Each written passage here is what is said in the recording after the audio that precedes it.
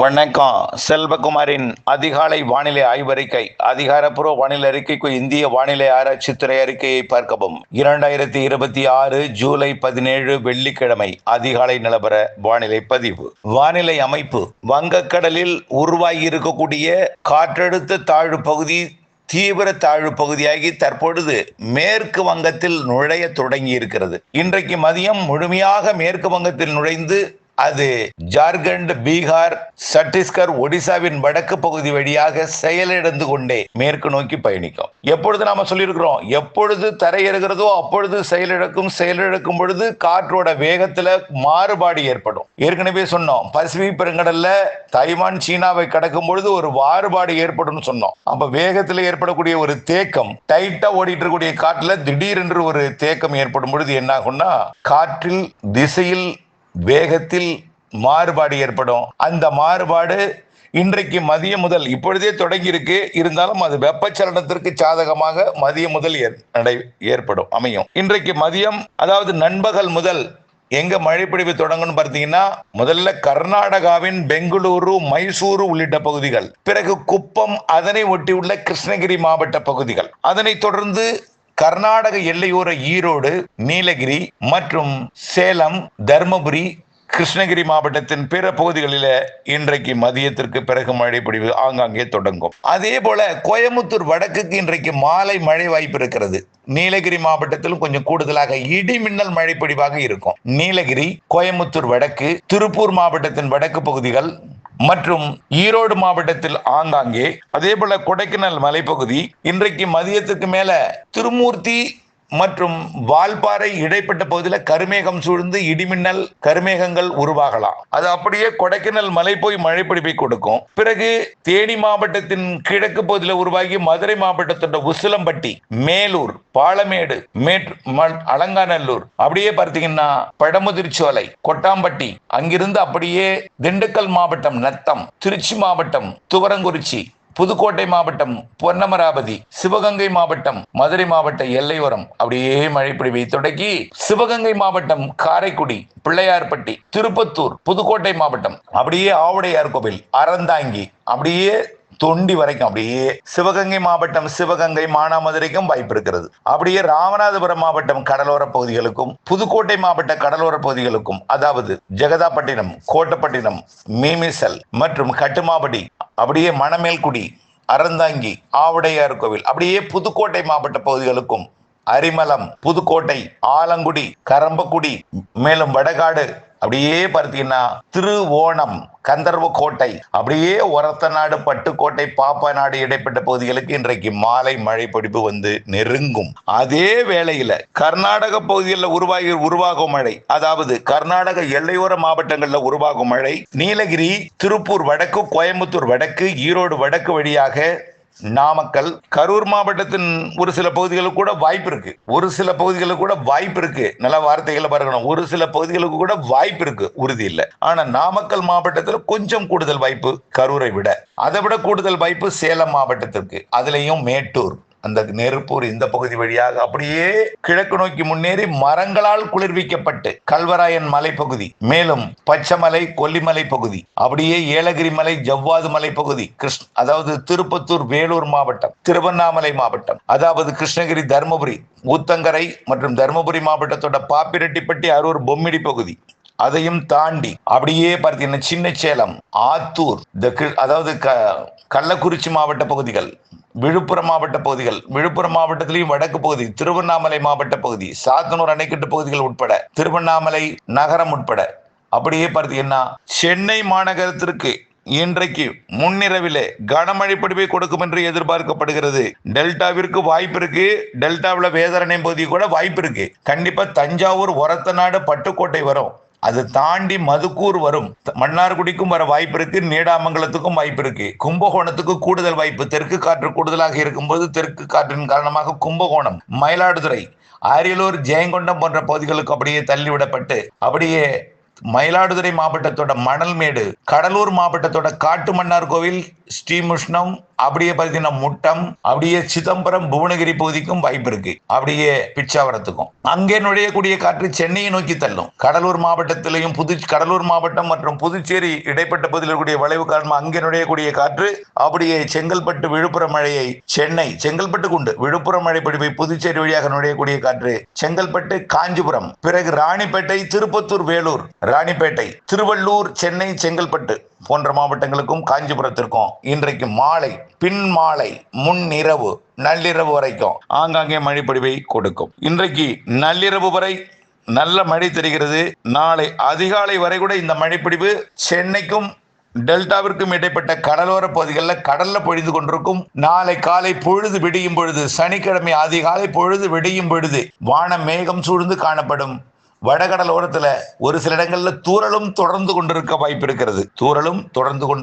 இருக்கு. காரணம் என்னன்னா, இரு காற்று இணைவு, கரையை கடக்கக்கூடிய காற்றழுத்த தீவிர தாழ்வு பகுதி விட்டம் அதிகரிக்கும் பொழுது காற்றோட, அதாவது மேற்கிலிருந்து வரக்கூடிய காற்றும் ஒன்றிணையும் இடமாக வடகடலோரம், வட உள் பகுதிகள் அமையும். பெரும்பாலும் கர்நாடக எல்லையோரம் முதல் வங்கக்கடலோரம், வடகடலோரம் வரைக்கும் நல்ல மழை தெரிகிறது.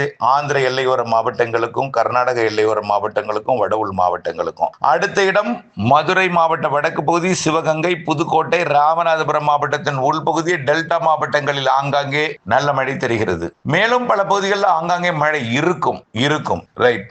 நாளைக்கு எப்படி இருக்கும்? இப்படியே இந்த மழை பொழிவு வடகடலோரம், வடபுல் பகுதிகளில் தொடர்ந்து கொண்டிருக்கும். இந்த நிகழ்வு அப்படியே டெல்லி போய் செயலிழந்த பிறகு புதிய நிகழ்வு உருவாகும். எப்போ?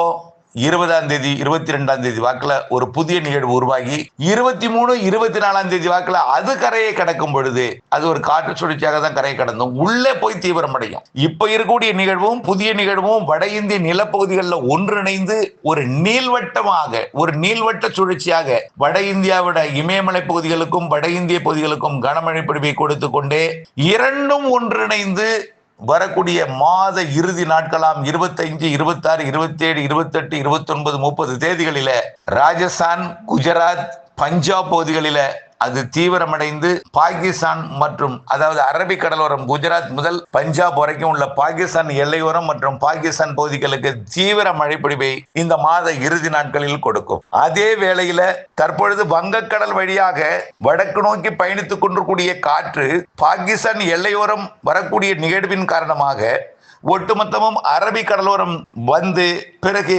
கேரளா, குறிப்பாக தமிழ்நாட்டின் கன்னியாகுமரி முதல் குஜராத்தின் பாகிஸ்தான் எல்லையோரம் வரைக்கும் முழுமையான காற்று ஏறி தமிழ்நாடு மற்றும் கேரளாவிற்கு இந்த மாதம் 25ஆம் தேதியிலிருந்து தொடங்கும் தென்மேற்கு பருவமழை. இப்பொழுதும் தென்மேற்கு பருவமழை வெப்பச்சலன இடிமழை பொழிவாக இருக்கும் 24ஆம் தேதி வரைக்கும். ஆங்காங்கே 24ஆம் தேதிக்கு பிறகு சுத்தமான ஒரு தென்மேற்கு பருவமழையாக தொடங்கி இடி இல்லாத மழைப்பொழிவாக தொடங்கி இந்த மாத இறுதி 28, 29, 30, 31 மற்றும் ஆகஸ்ட் 10 தேதி வரைக்கும் நல்லதொரு மழைப்பொழிவை ஒட்டுமொத்த தென் மாநிலங்களுக்கும் வட மாநிலங்களுக்கும் கொடுக்கும். குறிப்பாக தென்மேற்கு பருவமழை பொய்த்துவிட்டு போய்விடுமோ, எல்லினோ, சூப்பர் எல்லினோ என்று வறட்சி வரும் என்கிறார்களே, அந்த வறட்சி நம்மை வந்து வாட்டி விடுமோ என்ற அச்சத்தில் இருக்கக்கூடிய விவசாயிகளுக்கு இந்த மாத 25ஆம் தேதியிலிருந்து தொடங்கக்கூடிய தென்மேற்கு பருவமழையும், மாத இறுதியில் தீவிரமடையக்கூடிய ஒரு தென்மேற்கு பருவமழையும், ஆகஸ்ட் முதல் வாரத்தில் தீவிரமடைந்து காணப்படக்கூடிய தென்மேற்கு பருவமழையும், அதே நேரத்தில் தமிழ்நாட்டிலும் நல்ல மழை பொழிவு கொடுக்க போதுங்க. இந்த மாத இறுதியில, அடுத்த மாதம் முதல் வாரத்துல, அதாவது ஜூலை இறுதி நாட்கள் மற்றும் ஆகஸ்ட் முதல் வாரத்துல தமிழ்நாட்டிலே வெப்பச்சலன இடிமழை பொழிவு மதியமே ஆங்காங்கே தொடங்கி மாலை இரவு நல்ல மழை பொழிவை கொடுக்க போகிறது. குறிப்பாக வங்கக்கடலோரம், வேதாரண்யம் உட்பட, ராமேஸ்வரம் உட்பட டெல்டா மாவட்டங்கள் மற்றும் வடகடலோரம், வடவுள் பகுதிகள் பெரும்பாலான மாவட்டங்களுக்கு இந்த மாத இறுதி நாட்களும் அடுத்த மாத முதல் வாரமும் ஏற்கனவே நாம வழங்கியது தாங்க. நம்ம சொன்னதுதான் திரும்ப சொல்லிட்டு இருக்கோம். எதுவும் புதிதா மாற்றம் எதுவும் ஏற்படவில்லை. அதை கொஞ்சம் அழுத்தம் திருத்தமா சொல்றோம். இந்த மாத இறுதி மற்றும் ஆகஸ்ட் முதல் வாரத்துல நல்ல மழை பொழிவை கொடுக்கும். ஏற்கனவே சொன்னது போல மீண்டும் ஒரு 5 நாள் இடைவெளி கிடைக்கும். மீண்டும் எல்னினோ வந்து விட்டோ என்று ஆகஸ்ட் 10ஆம் தேதி வாக்குல நீங்கள் அச்சப்படக்கூடாது. இதுவரைக்கும் வீசி கொண்டிருந்த அனல் வெயில், அச்சுறுத்தலை கொடுத்து கொண்டிருக்கூடிய, மிரட்டி கொண்டிருந்த, உங்களை மனக்கவலைக்கு ஆழ்த்தி இருந்த, உங்களை திசை மாற்றி வைத்திருந்த அந்த அனல் வெயில் இன்றைய மழைக்கு பிறகு நாளையிலிருந்து குறையும். 24ஆம் தேதியிலிருந்து மேலும் குறையும். மாத இறுதியில் முற்றிலும் விலகும் இந்த அனல் வெயில். ஆகஸ்ட் முதல் வாரத்துல வெயில் இருக்காது. சூரியனின் குத்துக்கதிர் தமிழ்நாட்டை நோக்கி வந்தாலும் ஆகஸ்ட் 17ஆம் தேதி தமிழ்நாட்டில் நுழைந்து செப்டம்பர் 2 தமிழ்நாட்டை விட்டு விலகி குமரி கடலில் இறங்கினாலும் அந்த நேரத்தில் வலுத்த தென்மேற்கு பருவமழை இருக்கும் என்பதனால சூரியனின் குத்துக்கதிர் விழக்கூடிய நாட்கள்ல பெரிதாக இருக்காது வெயில்.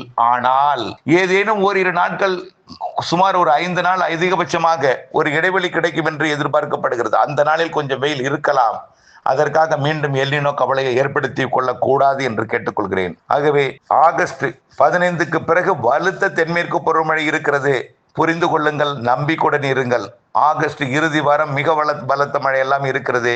கர்நாடகா மற்றும் கேரளாவிலே அணைகளில் நிரப்பும் மழைப்பொழிவு காணப்பட இருக்கிறது, கொடுக்க இருக்கிறது. தமிழ்நாட்டிலும் அதே நேரத்தில் வெப்பச்சலன இடிமழைப்பொழிவு மாலை இரவிலே கொடுத்து கொண்டிருக்கும். அக்டோபர் 15 தேதி மூக்கிலே விரல் வைத்து இது தென்மேற்கு பருவமழையா வடகிழக்கு பருவமழையா, எல்னினோ என்றார்கள், வறட்சி வரும் என்றார்கள், இப்படி கொட்டுகிறதே, அறுவடை பாதிப்படைய போகிறது, அறுவடைக்கு இடைவெளி கிடைக்குமா, அறுவடை எப்பொழுது செய்யலாம் என்ற நாட்களை அவரவர் திட்டமிடுதலுக்கு இடையூறு கொடுக்கும் வகையில கடும் மழை பொழிவு ஆகஸ்ட் முதல் வாரத்துல இருக்கும். விட்டு விட்டு மழை இருந்தாலும் அது மாலை இரவு மழையாக இருந்தாலும் காய விடாமல் மழை இருந்து கொண்டிருக்க வாய்ப்பு இருக்கு.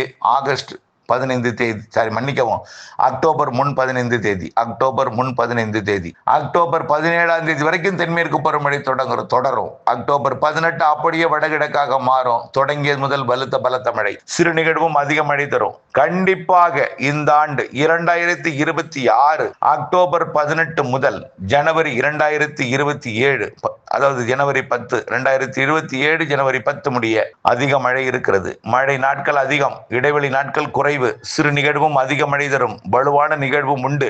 கண்டிப்பாக குளங்களை ஏரிகளை நிரப்பும் மழைதான், அதுல எந்த மாற்றமும் இல்லை. குறிப்பாக வடகடலோரம் வட உள்பகுதிகள் மற்றும் டெல்டா மாவட்டங்கள், தென்கடலோரம் மற்றும் மத்திய உள்பகுதிகளுக்கெல்லாம் நிறைய மழை இருக்கு. சராசரிக்கு கூடுதல் மழை இருக்கு. அனைத்து மாவட்டங்களுக்கும் நல்ல மழை இருக்கு. அதே போல் இலங்கைக்கும் இருக்கு. இலங்கையை பொறுத்த வரைக்கும் இந்த காலகட்டத்தில், இப்பொழுதைய காலகட்டத்தில் கொழும்பு உள்ளிட்ட பகுதிகளில் தான் தென்மேற்கு பருவமழை பெய்யும். அது 24ஆம் தேதியிலிருந்து தொடங்கி இருக்கிறது.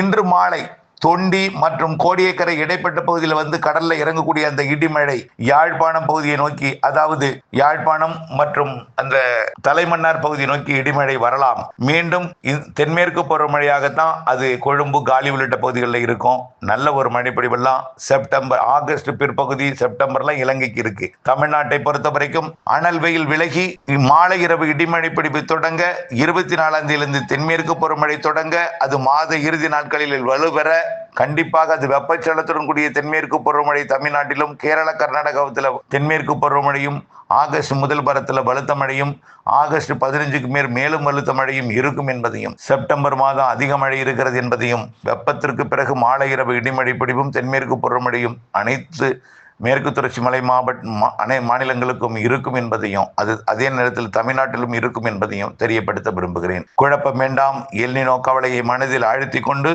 மனவேதனையும் குழப்பத்தையும் ஏற்படுத்திக் கொள்ள தேவையில்லை. ஆனால் நாம் நினைக்கும் பொழுது மழை பெய்யாது. அது பெய்யும் பொழுது நாம் சேமித்து பயன்படுத்த வேண்டும். மழை நீரை சேகரிப்போம், பண்ணை குட்டைகளை அமைப்போம், இருக்கும் பண்ணை குட்டைகளை ஆழப்படுத்துவோம், அகலப்படுத்துவோம், கரைகளை வலுப்படுத்துவோம். வடகிழக்கு பருவமழைக்கு முன்னேற்பாட்டுடன் இருப்போம். ஏன் தென்மேற்கு பருவமழை பின்மழை 45 நாட்கள் இந்த ஆண்டு தென்மேற்கு பருவமழை பின்மழையாக வலுத்து பெய்ய இருக்கிறது. அதனைத் தொடர்ந்து வடகிழக்கு பருவமழை வலுத்து பெய்ய இருக்கிறது என்பதையும் மீண்டும் தெரியப்படுத்த விரும்புகிறேன். அச்சம் வேண்டாம். இணைந்திருங்கள் அப்டேட்ஸுடன். நன்றி.